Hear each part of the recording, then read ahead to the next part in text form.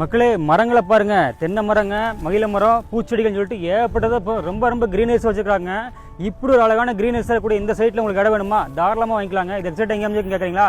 நம்ம கோயம்புத்தூர் சத்தி ரோடுங்க. நம்ம கோயம்புத்தூர் சத்தி ரோடு கோயில் பாளையத்துக்கு அடுத்து குன்னத்தூருங்க. குன்னத்தூர் சத்தி ரோட்லேருந்து ஒரு 400 மீட்டர் அமைச்சிருக்காங்க நம்மளுடைய குளோபல் கார்டனுங்க. பாருங்க, அகலமான பிளாக் டாப் ரோடுங்க.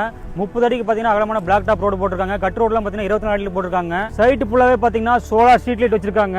இபி, சோலார், வாட்டர் சோர்ஸ் எல்லாமே பக்காவாக இருக்குங்க. போர் போட்டு ஒவ்வொரு இண்டிவிஜுவல் பிளாட்டுமே பார்த்தீங்கன்னா பைப் கனெக்ஷன் கொடுத்து பக்காவாக அமைச்சிருக்காங்க. ஸ்கூல், காலேஜ், ஹாஸ்பிட்டல் பார்த்தீங்கன்னா நம்ம கோயில் பாளையத்தை பார்த்தீங்கன்னா கேஎம்சிஹெச் ஹாஸ்பிட்டல் இருக்குங்க. கோவை வித்யாசரம் ஸ்கூல் இருக்குதுங்க. இன்ஃபோ காலேஜ், ரத்னம் காலேஜ், எஸ்என்எஸ் காலேஜ், ஏகப்பட்ட காலேஜ் இருக்குன்னு சொல்லிட்டு போயிட்டே இருக்கலாம்.